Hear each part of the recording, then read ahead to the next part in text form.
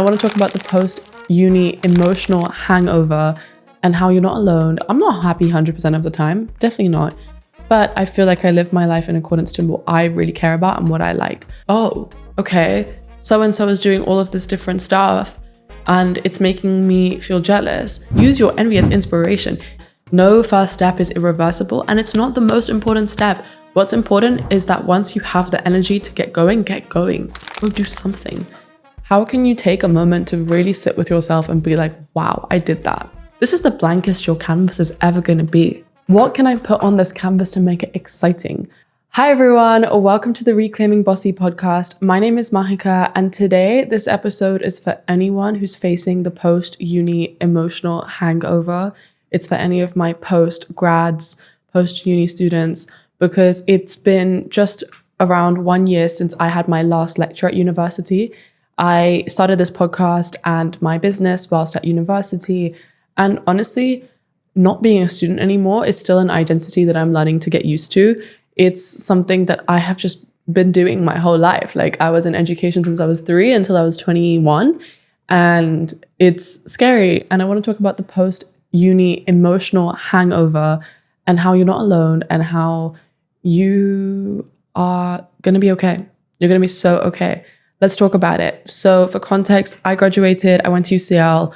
I graduated actually last September, but I finished classes in March. And I feel like the post-uni emotional hangover has been like drip feeding into my life since then. It's such a scary time because it's the first time in your life where everyone around you that's the same age goes off and does completely different things. I have some friends that are still studying, doing master's degrees. I have some friends that are still in their undergrad doing medicine or doing engineering or whatever. I have some friends that got jobs that work a 9 to 5.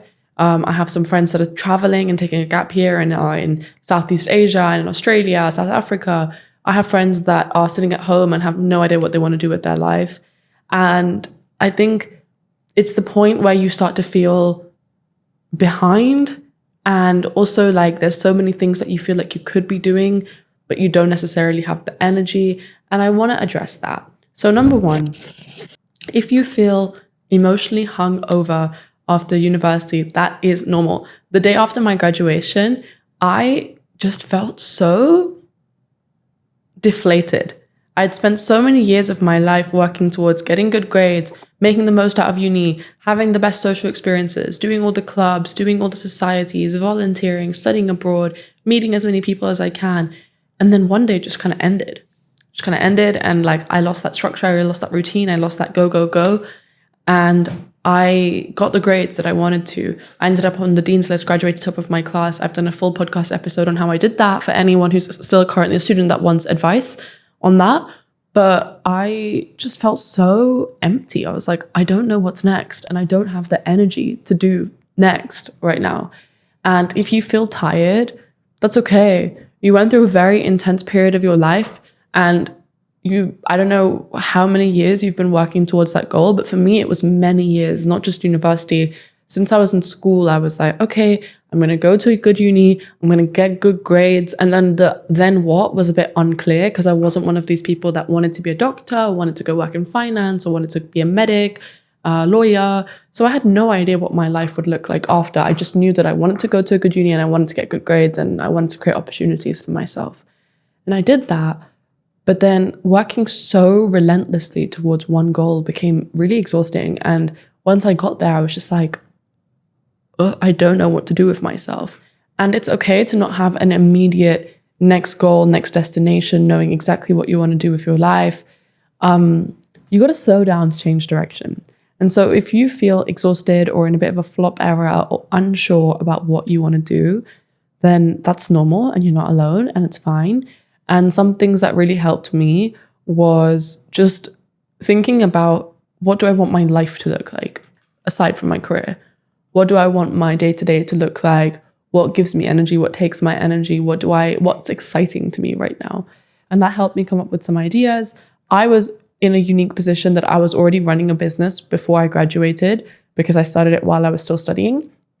And I had this podcast, but it wasn't something that was like 100% making the money that I wanted it to support myself and all these things. And so I had a lot of anxiety around it. And so number one, normalizing that. Number two, comparing yourself to other people. Okay, let's talk about it. You are never going to stop like comparing 100%. It's human, it's normal, it's natural. But at the same time, it's exhausting, it's unnecessary, and it's unhelpful. And so what can you do about it? First of all, I think it becomes so much easier to stop comparing yourself to other people when you live your life in accordance to your values and your interests and you're happy. Now, I feel like I'm in that place, but I'm not happy 100% of the time. Definitely not. But I feel like I live my life in accordance to what I really care about and what I like. And so take some time and sit down and think, what are my values? What do I actually care about? What is success for me? Is it money? Is it flexibility? Is it being able to travel? Is it being able to spend time with my family and my friends? Is it being able to do all my hobbies on top of my work? And prioritize those things. Make a list and write down what's the most important to you, because that's going to look different for different people. And when you see that, you can be like, oh, okay, so-and-so is doing all of this different stuff and it's making me feel jealous. Rather than feeling jealous and feeling less than, use your envy as inspiration. I was feeling jealous of my friend who was traveling, and that made me realize I value exploration and travel. I'm going to put that in my plan now. How can I plan to do all the stuff that I'm doing now and factor in travel around that? How am I going to bring in like more flexibility around where I'm going to be working and living? I'm not jealous of my friends that work a 9 to 5 because I like having flexibility in my routine to be able to work on a weekend, but then take a nap on a Tuesday if I want to at 1 p.m. And so I found that was really good. Like, use your envy and your comparison as data. And also realize that like the first step is not the most important step. I think there's so much pressure put on young people to like get your career right from the first moment. Your first job is like laying the groundwork and like all this stuff. Not necessarily. I think right now we're in such a unique environment where there is a grads crisis. Like, there's all this news out there around how hard it is to get a job. I got rejected from 100 jobs before I decided to start my own business. And I found that really emotionally exhausting.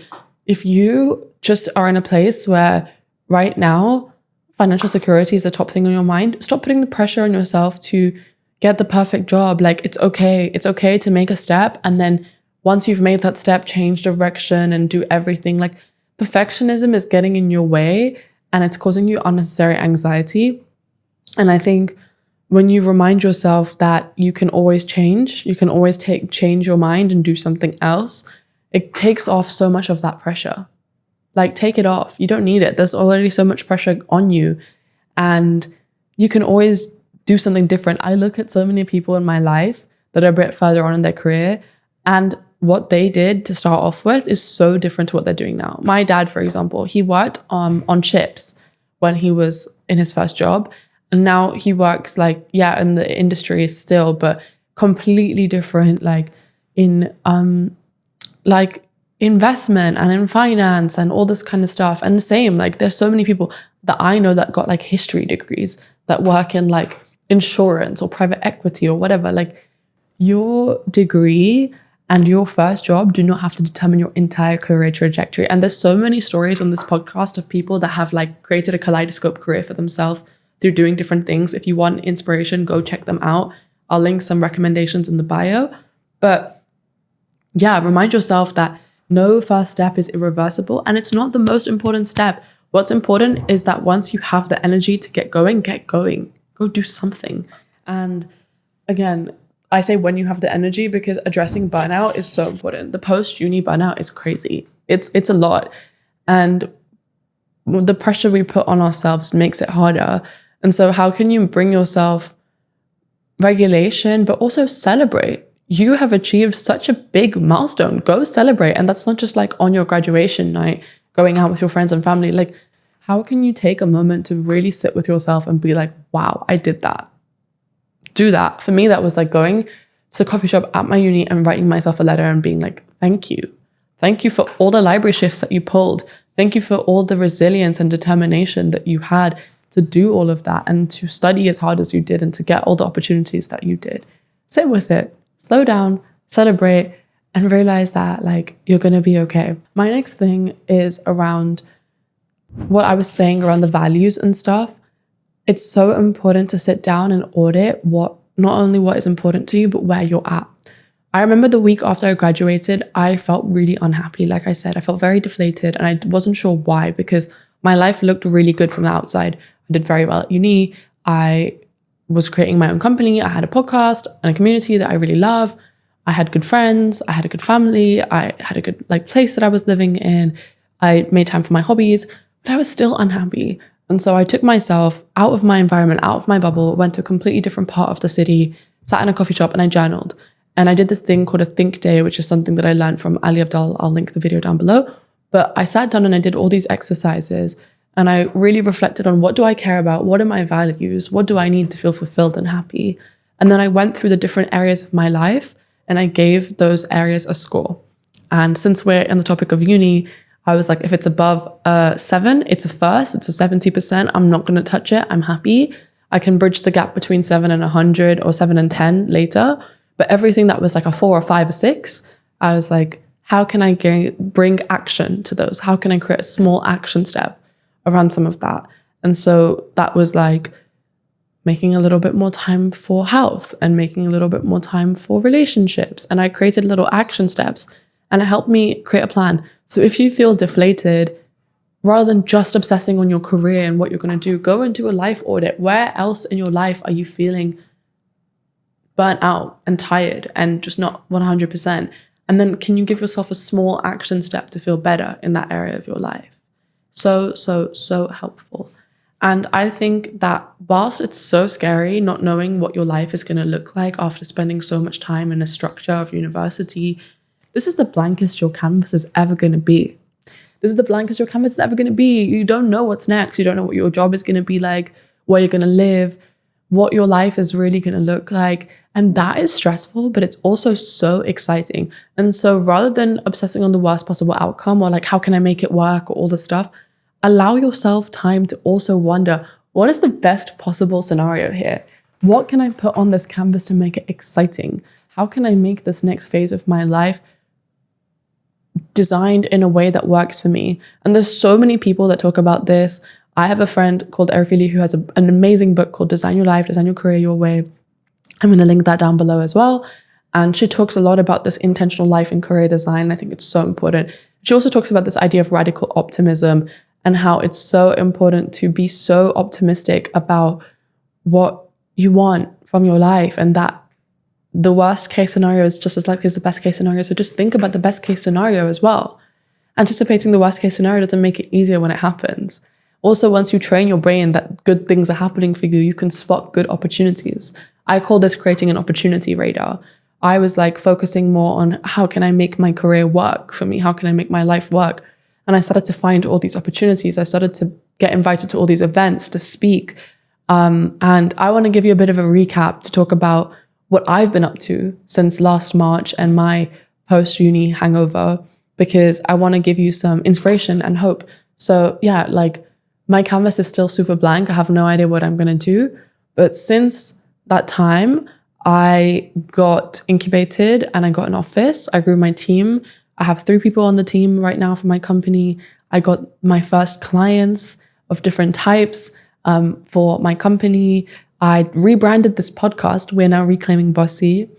I went back to my university 4 months after graduating as a lecturer, and I got paid to lecture and speak to students about how to create opportunities, which was so cool. And now I'm going to other universities to lecture as well. I am planning to take this podcast international. I ran a half marathon. I got into my first relationship.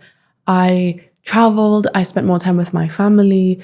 And this is not to brag, but it's to show that once I slowed down and I just let life happen a little bit, all these cool things started to filter in, because I was like, what is the best case scenario for me? What are the opportunities that I want to create for myself? And I feel so lucky, and I'm trying to take that mindset forward, because now this is really the blankest my canvas is ever going to be, because I have no idea where I'm going to live. My London lease is ending. I don't know. I want to take this podcast international. Comment down below where you want the next season to be. Maybe I'm going to start touring and I'm going to start sharing those experiences in different countries with different bossy people in different cities. And so enjoy that feeling. I know it's scary, but you're going to be okay. So let's summarize. What you're going through is normal, it's natural, it's fine. I'm there with you. Post-uni emotional hangover is real. Number 2, comparing yourself to other people is real. It's hard, but use it as data and sit down and ask yourself, what do I really care about? What do I value? Because it makes it so much easier to stop doing it. And then also you can mute, unfollow, and block people that are just not bringing you peace. That's okay. You're allowed. You have permission to do that. Number 3, this is the blankest your campus is ever going to be. So be radically optimistic of what that's going to look like and the opportunities that's going to bring to you. Because I promise you, life's plan for you is always better than your plan for life. And so with that, I hope you feel better about your post-uni emotional hangover. And I hope anyone who's new to this channel comes and stays and joins, because we're reclaiming Bossy together. We're going to build a life, a career, friendships, relationships that are so fulfilling and so amazing. Stay tuned for another conversation, because this is the Bossy corner of the internet. Good things are coming. Thank you. Bye-bye.